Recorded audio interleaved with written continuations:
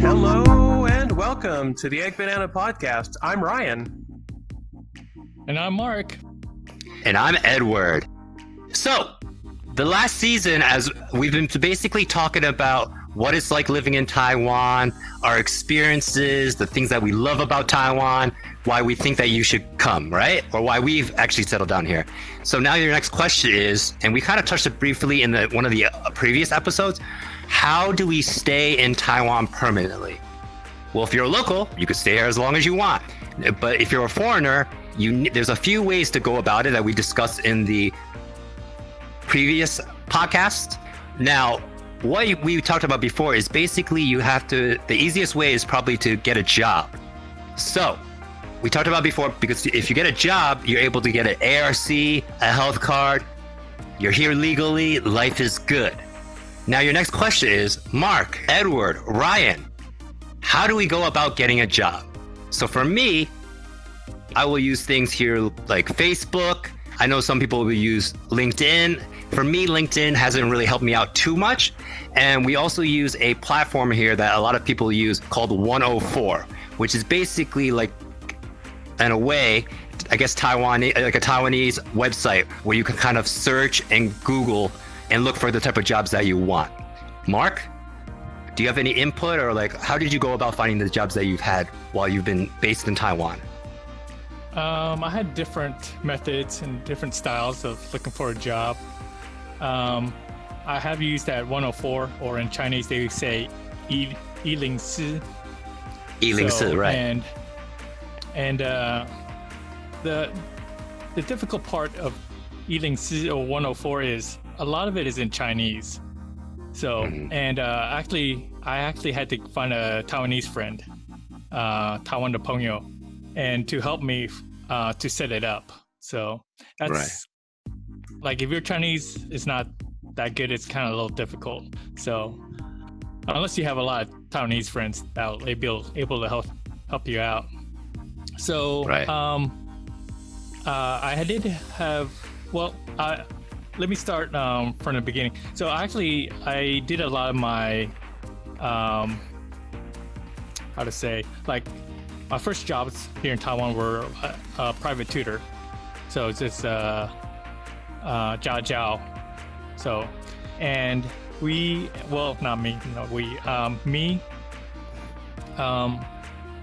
I had to go out on the internet and look for like private students. So one was like what you said, 104. I think we actually had a mutual friend, and she recommended a website called MyU, MYU. Right. And that has an English website, and those are more for like adult students looking for teachers. So, okay. And and another way of like finding students is like recommendations, like friends recommend you to students. So right. Word of mouth, I guess you could say.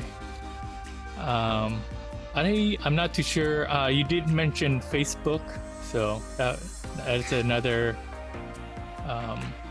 method, I guess you could say, looking for. Right. For me, I think Marc is really correct. It's basically about who you know and networking sometimes for jobs, particularly in Taiwan. So like a lot of times what will happen when someone will leave a job to go back to America, and they'll be like, hey, do you need a job? And then you kind of have like a means to get into that company. So besides what he talked about, 104, which again, I was in the same situation.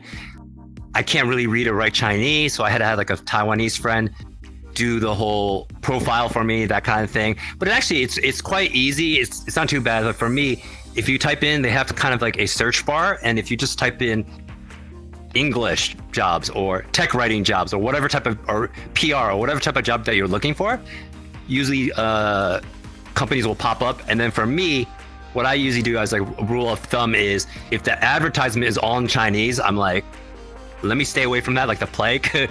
But if it's all in English and they're looking for, and one of the kind criteria for the job is very strong native English is looking for a native English speaker, then I'll apply for it. And then I would say I'm sure Mark knows about this too, but if you're a teacher, there's also a very prominent site called tlit.com. That's basically a website where all the foreign teachers, when they first come here, you go to this website and then there's a bunch of listings with jobs all over Taiwan. And then you could you could go email them. Other people have done certain things. Like I remember when I first came to Taiwan, when I was full of energy and life and younger, I would sometimes just walk around like where I was living, maybe like a mile radius, and I would just go to bushibans or cram schools, and I would literally just go to their reception desk and just ask, hey, are you guys hiring? Can I leave my resume? And I was able to kind of get some interviews that way as well as jobs. So, and besides that, I'm trying to think, and while I'm thinking, let me pass it on to Ryan. Any thoughts or input about the job market or working in Taiwan, I guess? Yeah, sure. So I've never really looked for a job here, but I did set up a company here, and I'm pretty familiar with like the hiring process and looking for employees and things like that. Not as much here in Taiwan, but more so like in other countries like Philippines, Singapore, US. But yeah, I was familiar with 104, but I hadn't heard of most of the other sites that you guys mentioned. Of course, I know Facebook. I have used LinkedIn recently to find some employees. I don't know, LinkedIn is not maybe quite as popular here in Taiwan, but I was really surprised the other day. Like I had messaged several people I was looking for Android and iOS developers on LinkedIn. And also in line groups, and I was able to find several really good programmers pretty quickly through LinkedIn. So I think it's also it couldn't hurt to have like a really good profile on LinkedIn, listing out all of your experience, and that way, just for me, it's a little bit more professional. If people have any questions about like, you know, your experience or where you are from, what languages you speak, or anything like that, you know, you can have it all laid out nice and neat on LinkedIn for everybody to see. So, and then there's even like a one button export where you can like download a PDF version of your LinkedIn profile, and it kind of could serve as a resume. So if somebody ever says, hey, do you have an updated resume? You'd be like, oh yeah, sure. I actually, yeah, I do, because I keep my LinkedIn up to date. So yeah, right. So that's maybe something. Can I ask it? Can I ask a question? Because I never lived out in Asia. I've never lived outside of Taiwan. Like when you're living in Japan and Singapore, is it like completely night and day as far as kind of like the hiring practices or the whole work culture compared to like the US and Taiwan? Because you said you were in Singapore before and other places, right? Right. I guess for the most part it's similar, but there are different like labor laws and things like that from country to country. Like there's also different. Yeah. Mm-hmm. I guess the big question I had in my mind is, like in Japan, do people just use LinkedIn, or do they have a version of 104 or like a more prominent website or methodology of finding a job? I guess is what I'm curious. I'm sure the audience is curious as well, if that makes sense. For Japan, actually, I'm not too sure. I haven't searched for a job for like over 16 years because I've been self-employed, living in a few different countries. But yes, I would say like Japan is different probably than a lot of other places, because a lot of Japanese people, they probably try to find a good company to work for like before they finish college or something, and then they join that company and they seldom switch until they retire. Of course, the younger generation's changing, that there's got to be some kind of market for that. But I guess there are, probably like staffing agencies, recruiting agencies, things like that help people find jobs. But I think in Japan, people looking for a job has got to be a lot fewer. than other countries, because I do think a lot of other countries, US, maybe even Taiwan, Singapore, people are constantly changing jobs and looking for a new job, so that's definitely got to be more of a market in these other places. But for Japan, I'm not too sure. I think most people they try to stay at one company their entire life, but I've known a few people to quit and try to find something else, but it's less common in Japan.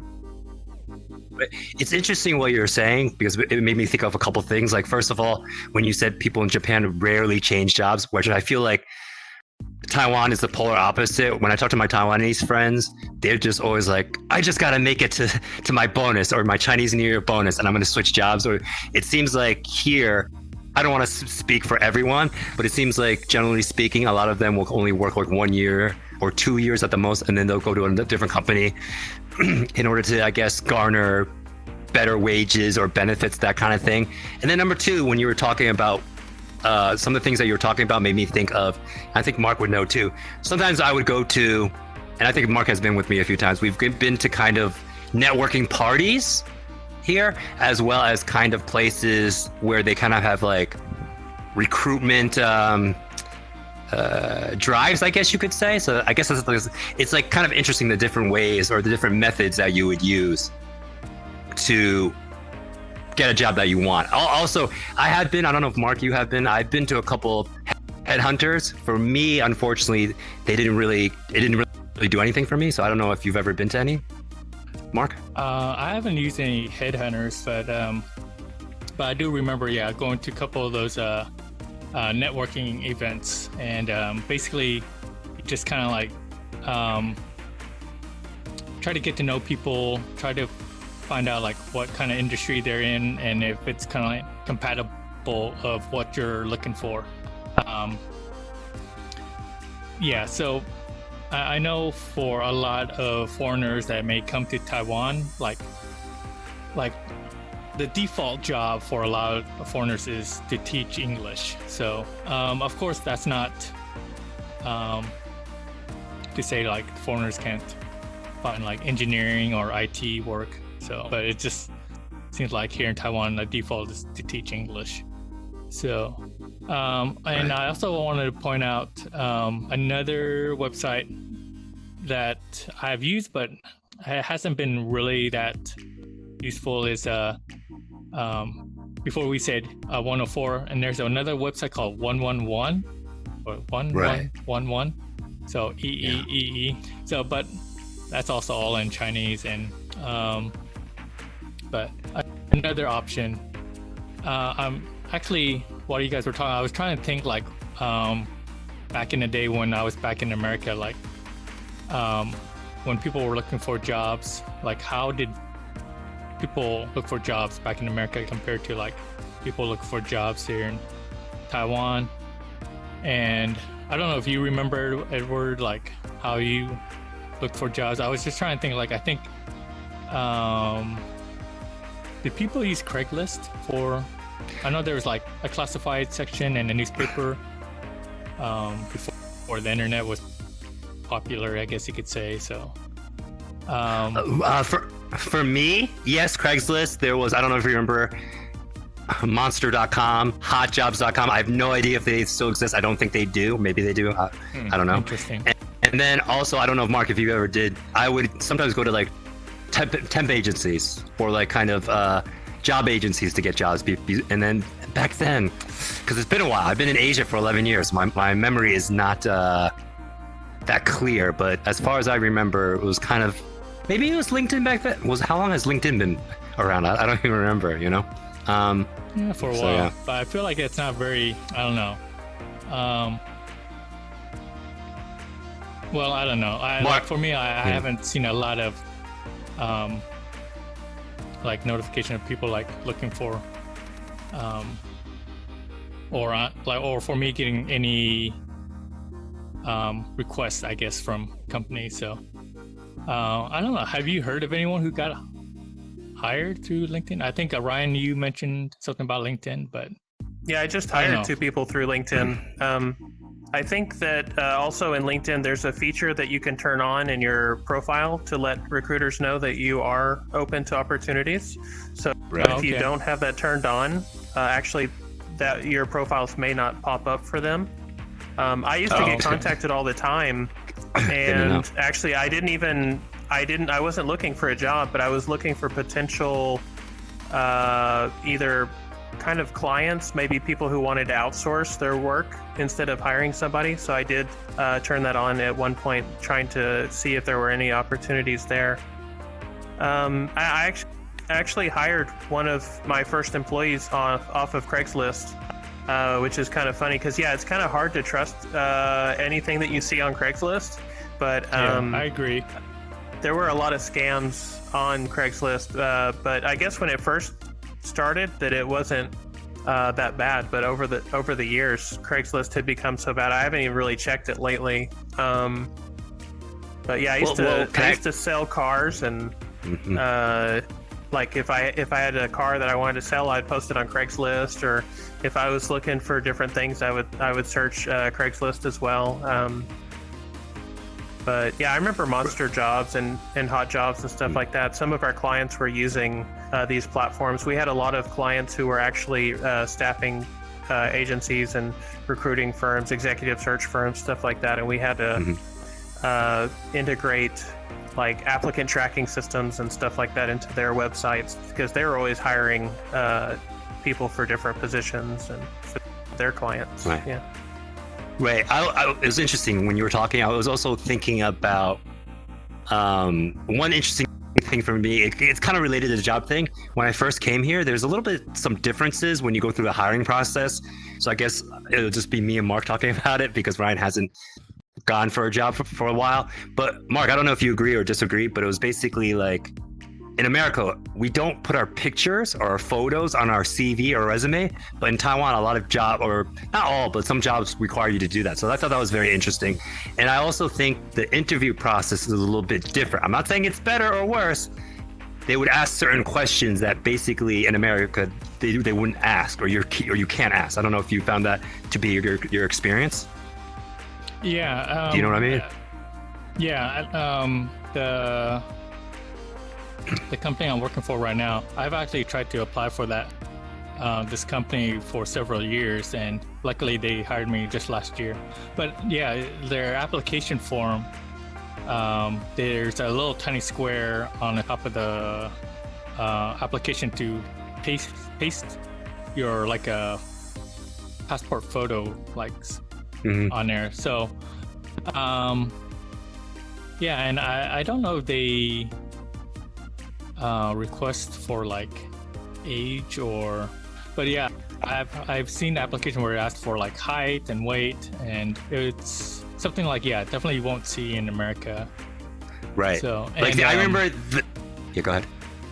Oh, and I don't know if this is like a lot of jobs here in Taiwan. I'm sure it's not, but it's kind of interesting, the hiring process.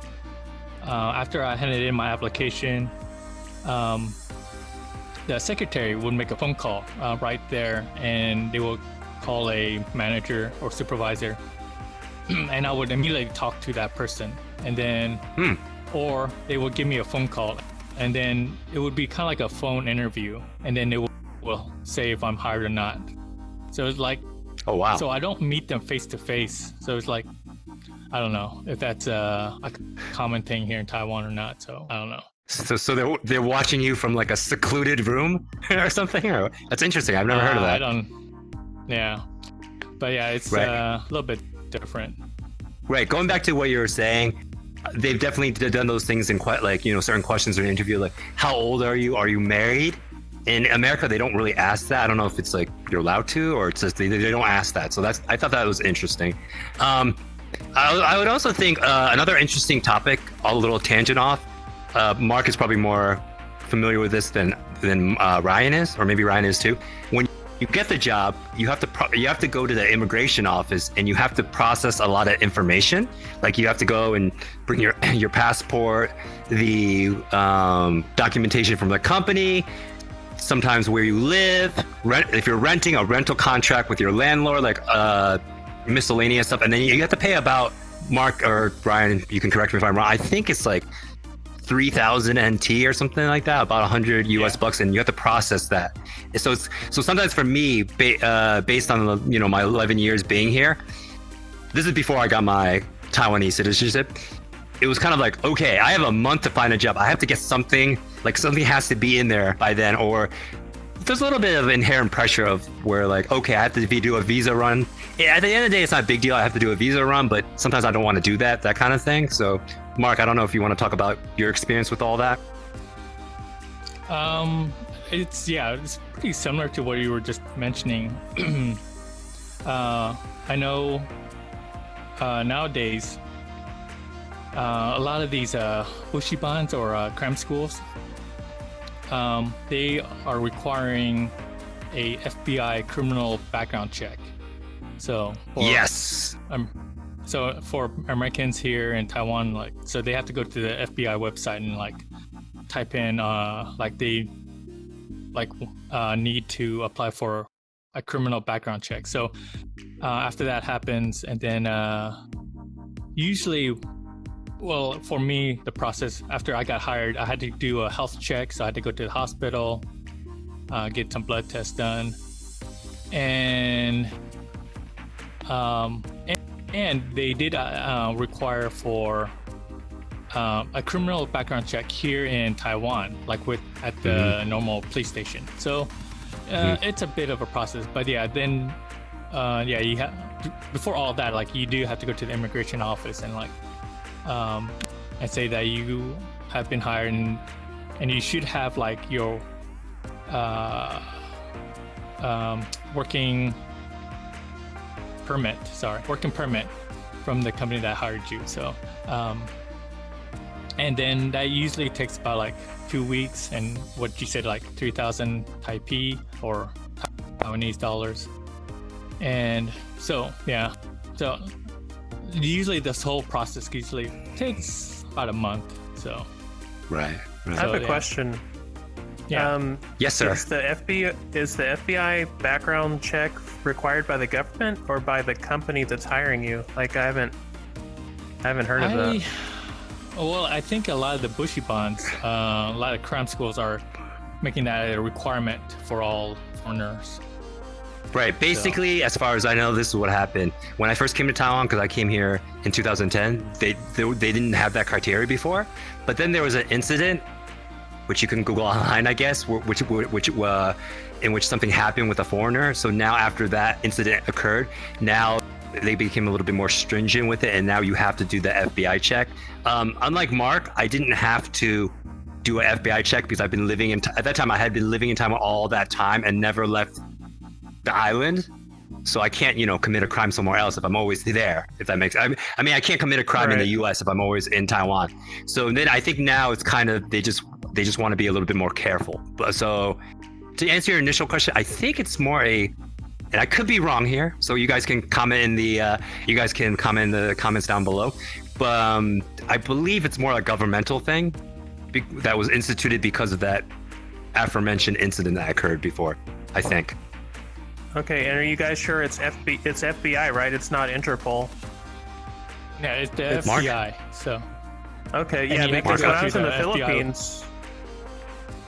in the Philippines, when I went to immigration, they had me do like an old school fingerprint. What do you call it? Fingerprinting, and then that gets sent off to Interpol, and they take care of that. So that's pretty interesting.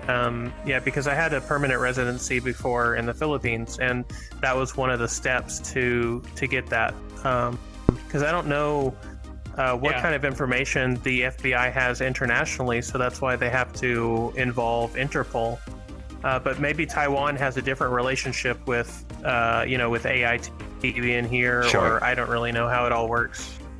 Yeah. When you put you mentioned it. Yeah. Sorry. Go ahead. When doing the background FBI background check, you register through the FBI website, and then you do have to provide,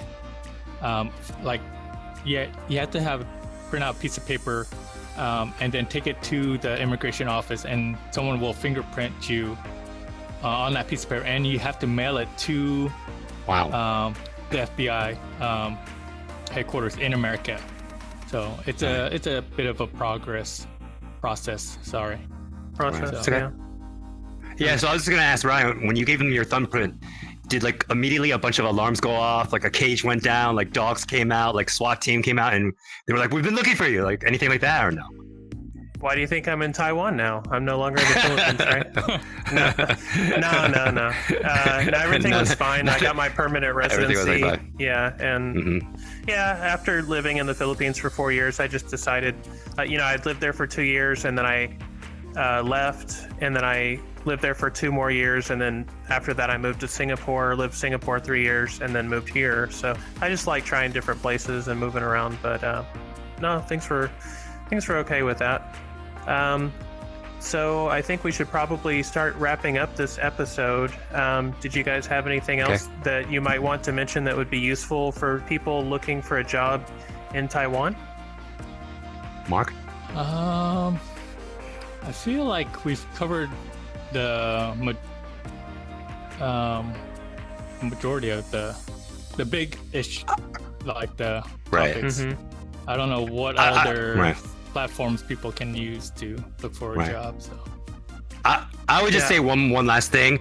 Basically, besides the stuff that we mentioned, you have to be aggressive. You have to network. Sometimes jobs will kind of, it's all, in my opinion, it's all about like your skill, opportunity, and luck. Sometimes they all kind of come together at one time, and you just get lucky. Like, oh, you're leaving this job. You have to go back to America. Oh, would you be interested? And then I've gotten interviews that way, jobs in that kind of way. And then obviously, if you're in Taiwan, I'm sure Ryan and Mark agree with me.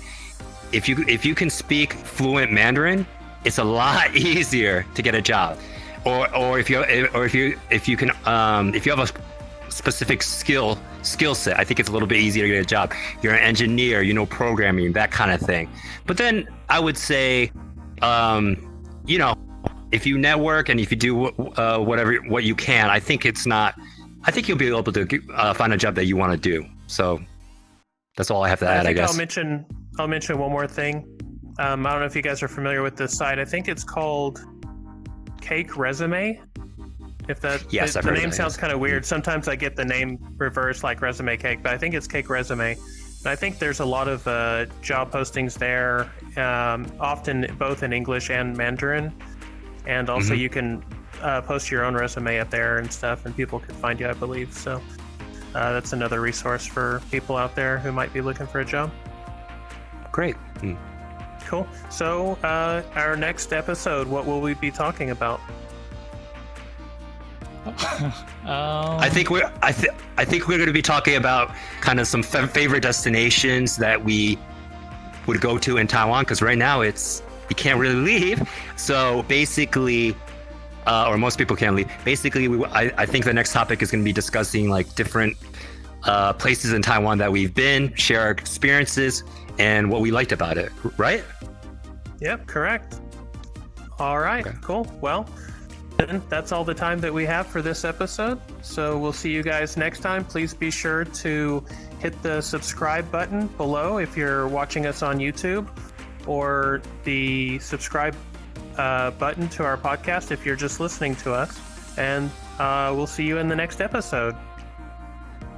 Bye-bye. Bye-bye.